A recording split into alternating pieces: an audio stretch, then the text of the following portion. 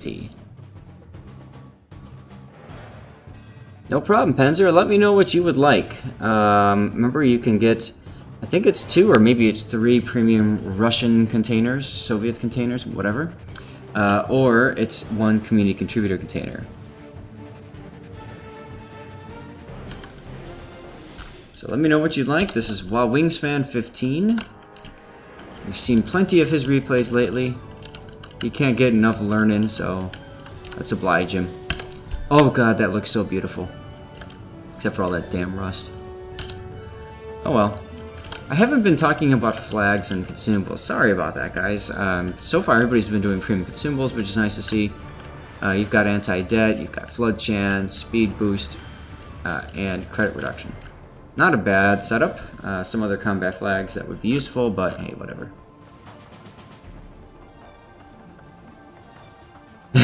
You like getting yelled at by me. Action stations. Damn it, Wingsfan! Don't move forward here! Back up!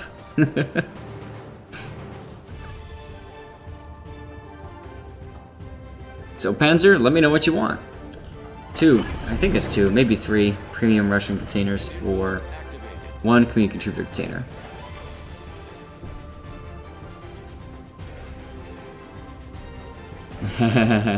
You remember that game, huh? With you and the Des Moines against the broadside Roma there?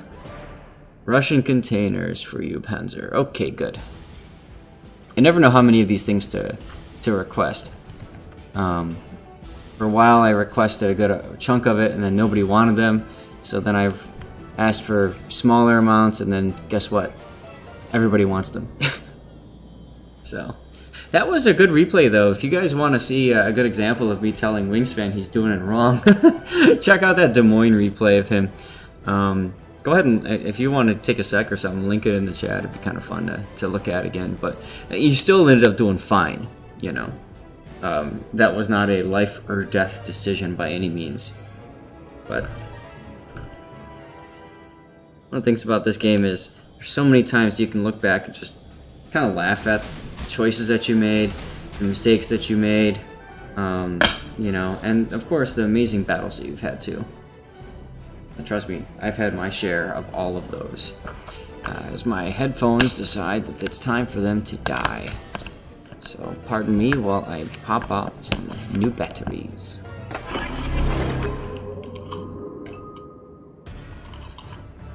I am using wireless headphones. These are Turtle Beach X41 headphones from back in the Xbox 360 days. That's right, boys and girls. I have headphones that are like 10 freaking years old. But they work so well, and they use, they've got so many different ways of input. There's optical, and then there's the RCA input, and they're wireless. They do everything I need them to do, so... Hey, Harv! Don't wave at my dead batteries!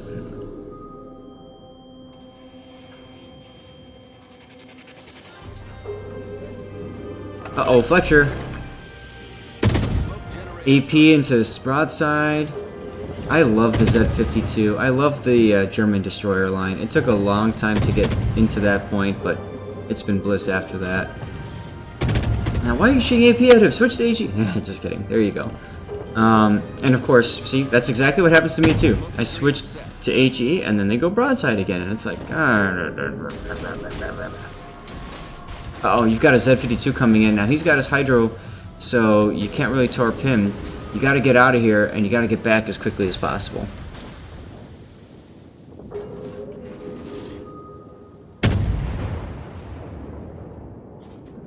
Fortunately, the Z-52 decided to stop and smoke within the Kerfurst's hydro range, so he's going to be located for a little while.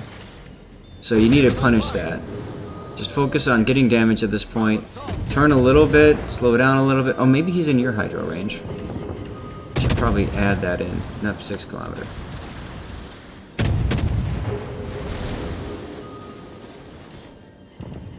Oh, torpedo hit on something. That's nifty. That would be the Vladivostok, yep, with some flooding. When I play randoms, I'm like super focused. Then Zath is like, let me go change my battery in between salvo.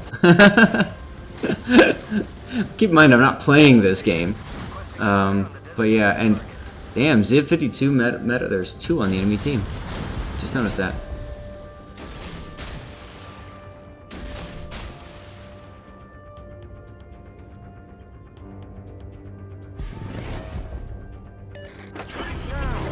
Seabear remembers when I came to terms with the German destroyer line.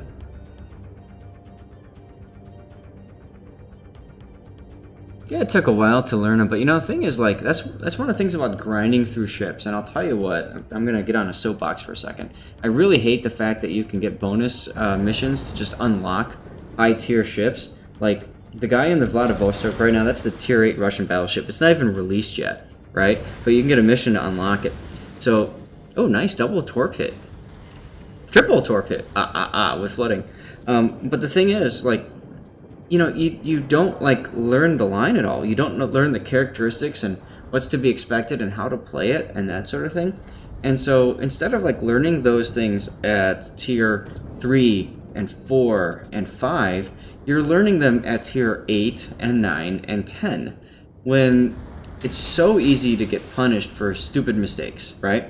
And it's so difficult when you're learning those kinds of ships to have a huge impact on the battle. Like this Vladivostok here. There's no reason for him to turn out like that and run. All he had to do was go bow in. He's got amazing bow armor, and he should be over here right now. But maybe he was afraid of the Henri farming him. You know, that's the only thing I could think of. But, you know, like, don't run.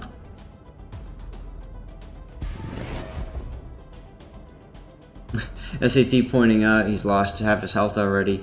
5 minutes into the game. But yeah, adrenaline rush boost, and we're about to see that adrenaline rush come in handy right here. Say sayonara, Yamato. Because you're probably going to get full flood on him, because I know he DCP'd earlier. You've already decided this and you've turned away.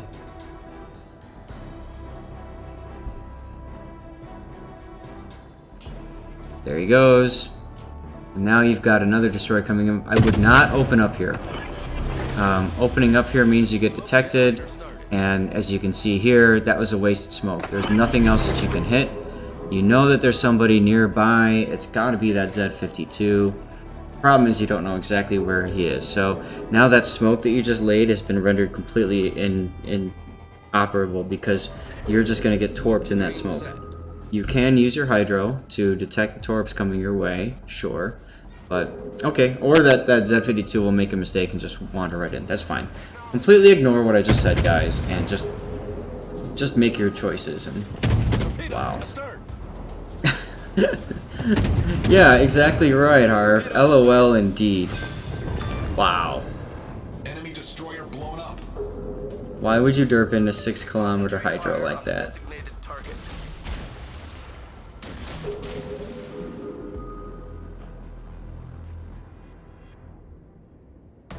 Oh well.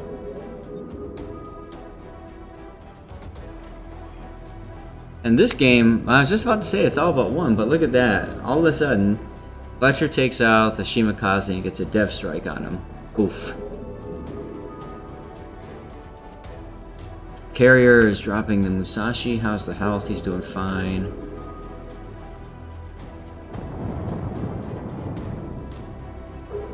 Kurfürst in the mid. That's going to be a threat. You also have to be thinking about the Musashi, or sorry, the Minotaur being a threat. And there's the Fletcher.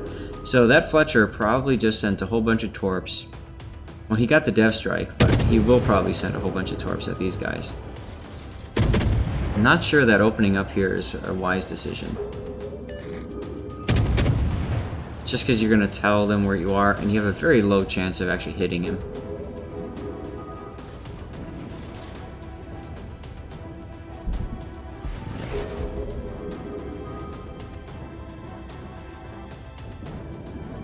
Well, that's right, Harv. At this point, a lot of his opponents probably are new. Like I was talking about, you know, it's so easy to get up to tier 10 now. So, it's alright. Vladivostok went through the channel. So here would be an opportunity for you to stay on the side and then just torp the crap out of this Vlada. Because what's there to stop him? The Kurfürst, of course, has Hydro. He's got the Des Moines and the Jutland there.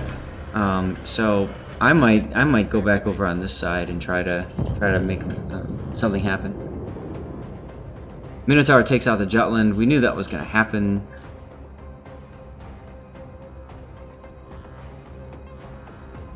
Henri kills the Wooster. That's huge because your biggest threat on that flank is gone now.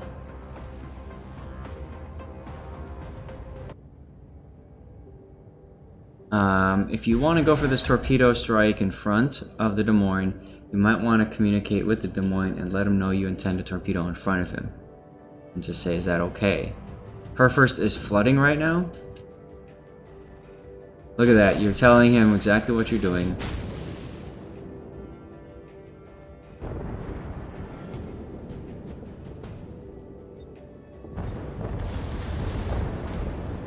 This Yamato, LOL, sitting broadside, just stopped right there.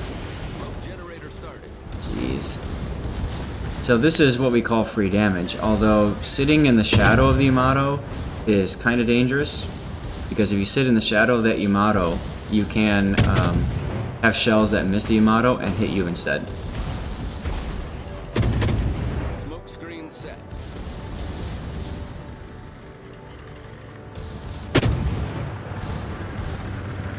And that's all the Kurfürst wrote.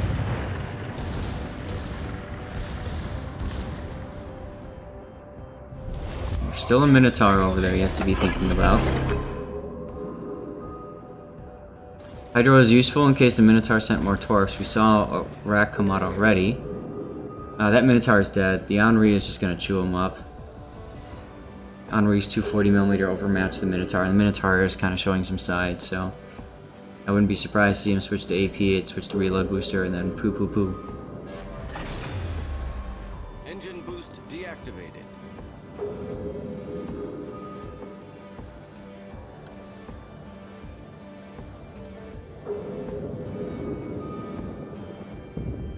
There it goes.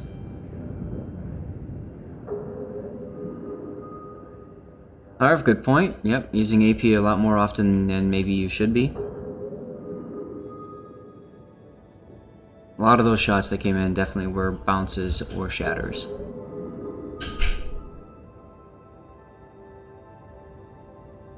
So now it's just the Fletcher over there, the Lion, which obviously you can just go and, you know, get into the cap or something. But you have to be careful because you are low health and that carrier still lingers, and that's a threat to you as well.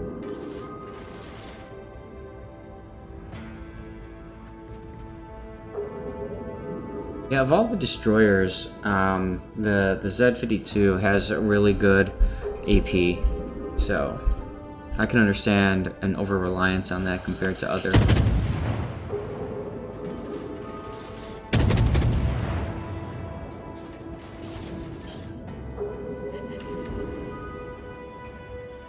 Carrier is torpedoing the Henri.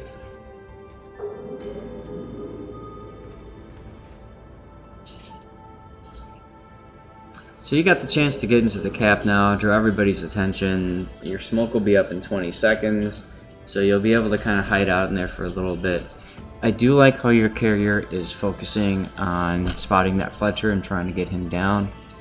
That's really important for the carrier to do. By the way, for those of you that are carrier drivers, now would be a good time to move your carrier forward to speed up the rate at which you get planes into the field.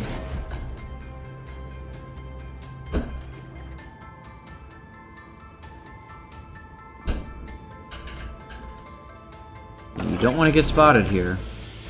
Smoke generator started. As a pull forward at 1/4 and start pew-pewing the Lion at max range. I mean, maybe you get a fire or something like that, you know.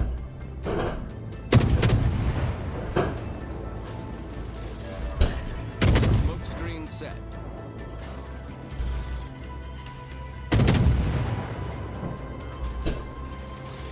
Planes have unlimited range, yeah, that is true. So, I guess you don't need to move the airfield, LOL.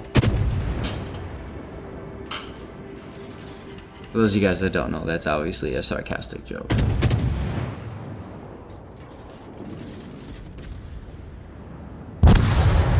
Lol. Now, you might be tempted to get out of your smoke, but, you know, honestly, you're better off staying in that because then you don't have to worry about the carrier, because the carrier wants you dead. Yeah, I'm not sure why you're shooting here like this.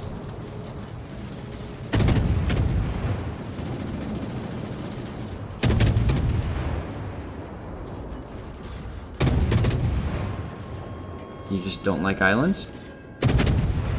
You're bored. Okay. Keep in mind, every time you shoot, you are spending credits. Engine boost activated.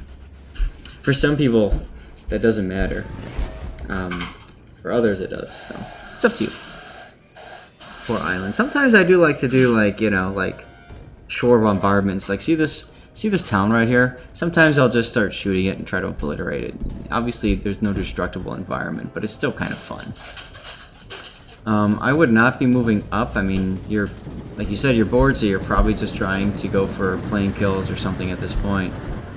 But if he gets a lucky hit on you, or if that Fletcher gets a lucky torp on you or something like that, well, you know, that's it. That's damn right I don't like to spend credits. Actually, I don't care about credits. I'll spend credits, no problem. It's the balloons and steel and coal and I don't know, whatever resources of the current resource of the patch or whatever. I'll hold on to those.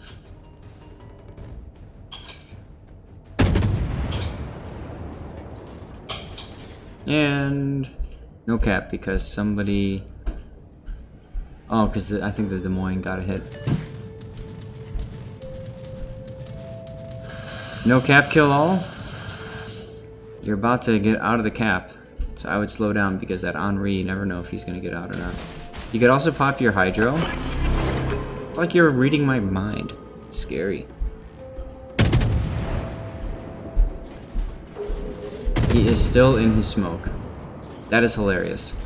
Because at this point, there's so much XP on the table. All he has to do is start pew-pewing the ships that are capping, and he gets all this beautiful decap XP. Even if it's a loss, you get a lot of XP out of that, so that is unfortunate that he's chosen not to do that. Alright, that takes care of that replay. Next up is going to be the Buffalo Tatonga. Dasha once again telling you to get good. Let's draw our entry.